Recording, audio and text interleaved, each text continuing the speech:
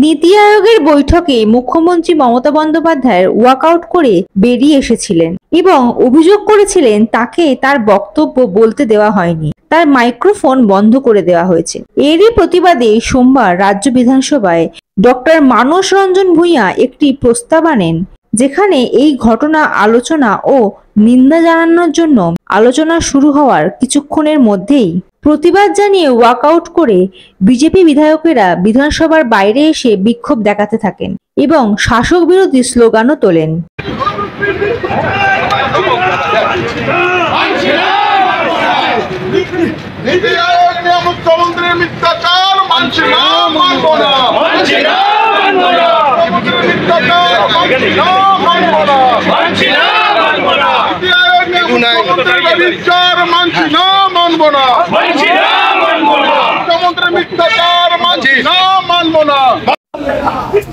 মুখ্যমন্ত্রী চলছে না, চলবে না, চলছে না, চলবে না, মিথ্যাচার মুখ্যমন্ত্রী চলছে না, চলবে না, চলছে না, চলবে না, মিথ্যাচার মুখ্যমন্ত্রী চলছে না, চলবে না, চলছে না, চলবে না, তাই তো বলি নীতি আয়োগ না মিথ্যা কথা চলছে না, চলবে না, চলছে না, চলবে না, মুখ্যমন্ত্রী same same same same same same, মুখ্যমন্ত্রী same same same same same same, মুখ্যমন্ত্রী হায় হায়, এই মুখ্যমন্ত্রী মিথ্যাচার মানছি না, মানব না।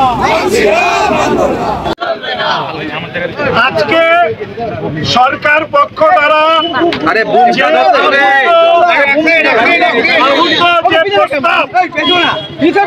সেই প্রস্তাবের সম্পূর্ণরূপে বিরোধিতা করছে ভারতীয় জনতা পার্টি পরিষদীয় দল। আপনারা জানেন যে নীতি আয়োগে যাওয়া নিয়ে মুখ্যমন্ত্রী বারংবার তিনি তার মত পরিবর্তন করেন এবং পরবর্তীকালে তিনি মিটিংয়ে গিয়ে যে আচরণ করেন তা সংসদীয় গণতন্ত্রের পক্ষে বেমানান। রাজ্যের বর্তমান মুখ্যমন্ত্রী নবান্ন থেকে রাজনৈতিক সাংবাদিক সম্মেলন করেন। ওনার ভুলে যাওয়া উচিত নয় যে নবান্ন আর নীতি আয়োগের যে সরকারি সভা এক নয়। রাজ্যের মুখ্যমন্ত্রী তিনি বাইরে এসে সাংবাদিকদের সামনে যে বক্তব্য বলেন সেই বক্তব্য নীতি আয়োগের পক্ষ থেকে সম্পূর্ণরূপে খণ্ডন করা হয় এবং বলা হয় মুখ্যমন্ত্রী তার সময় শেষ হয়ে যাওয়ার পরে তিনি নিজেই বেরিয়ে যান। কিন্তু আমাদের রাজ্যের মুখ্যমন্ত্রী অসত্য ভাষণে পটু নাটকীয় ভাবে উপস্থাপনা করে রাজ্যের মানুষের মাথা হেট করে দিয়েছেন। নির্মলা সীতারামন আমাদের অর্থমন্ত্রী, কেন্দ্রীয় অর্থমন্ত্রী বলেছেন যে মুখ্যমন্ত্রী যেটা বলেছেন সেটা সর্বৈব মিথ্যা। আপনাদেরকে বলে রাখি, পশ্চিমবঙ্গের রাজ্যের বাজেট খুলে দেখুন, এই রাজ্যের নিজস্ব আয় হচ্ছে 87,000 কোটি টাকা, আর এই রাজ্য স্যালারি, পেনশন আর ইন্টারেস্ট দিতে ব্যয় করে 1,13,000 কোটি টাকা। যেখানে ভারত সরকার এই বছরও আমাদের এই রাজ্যকে প্রায় 1,56,000 কোটি টাকার উপরে ব্যয় বরাদ্দ করেছে। এই রাজ্য যেখানে কেন্দ্রীয় প্রকল্প, ফিনান্স কমিশন, মার্কেট লোনের উপরে চলে, আমাদের মুখ্যমন্ত্রী এই সত্যটুকু মানুষের সামনে আসতে দিতে চান না। তিনি যে কথা বলেন অর্থনৈতিক অবরোধের কথা, আপনাদের প্রত্যেককে বলতে চাই এই মুখ্যমন্ত্রী 2011 সালের আগে এত এত ফাইল দেখাতেন, দুর্নীতির ফাইল, 11 থেকে 24 হয়ে গেছে, ওই ফাইল আর কেউ খুঁজে পায়নি। এই যে অর্থ বরাদ্দ করার বিষয়, কেন্দ্রীয় অর্থ পাওয়ার বিষয়ে ওনার কাছে কোনো তথ্য নেই, ফলে উনি মিথ্যা ভাষণ দেন।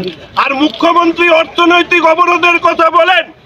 2011 সালের পরে এই রাজ্যের সমস্ত মিউনিসিপাল কর্পোরেশন, জেলা পরিষদ, মিউনিসিপালিটিকে আর্থিকভাবে বঞ্চিত করে এই মুখ্যমন্ত্রী এবং তার দল উন্নয়নের যজ্ঞে সামিল করবার নাম করে তৃতীয় স্তরের সরকার কর্পোরেশন, পৌরসভা, জেলা পরিষদগুলিকে একেবারে দখল করেছে। সেন্ট্রাল ফিনান্স কমিশনের টাকা, স্টেট ফিনান্স কমিশনের টাকা, সেন্ট্রাল প্রজেক্ট, স্টেট প্রজেক্ট থেকে বঞ্চিত করা হতো পৌরসভা, পৌর কর্পোরেশন, জেলা পরিষদগুলোকে। ফলে মুখ্যমন্ত্রীর অসত্য ভাষণ, আর সেই অসত্য ভাষণ নিয়ে বিধানসভার ভিতরে আলোচনা, সেটাকে আমরা বিরোধিতা করি, বাইরে এসেছি।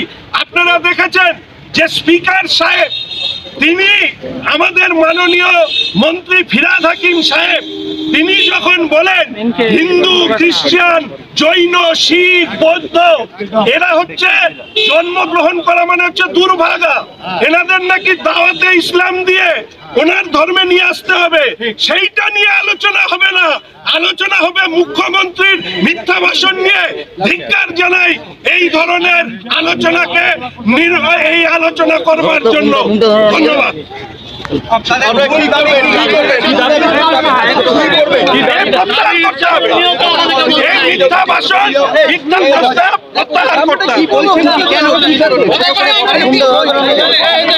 দেখুন, আমাদের মুখ্যমন্ত্রী মিথ্যা ভাষণে, অসত্য ভাষণে পটু। ফলে যে তিনি যে কথা সাংবাদিকদের সামনে বলেছেন, সেই কথা ইতিমধ্যে নীতি আয়োগের পক্ষ থেকে সেটাকে খারিজ করা হয়েছে। বলা হয়েছে যে তার সময় শেষ হয়ে গেছে, তারপরে তিনি সেখান থেকে বেরিয়ে গিয়েছেন। উনি নীতি আয়োগের মিটিং এ যাবেন যাবেন না, যাবেন যাবেন না, পেন্ডুলামের মতন নড়ছিলেন। গিয়েছিলেন নাটক করতে, বাইরে এসে নাটক করেছেন। সেই নাটকের এখানে আলোচনা, এইটা আমরা মনে করি সংসদীয় গণতন্ত্রের পক্ষে বিপজ্জনক।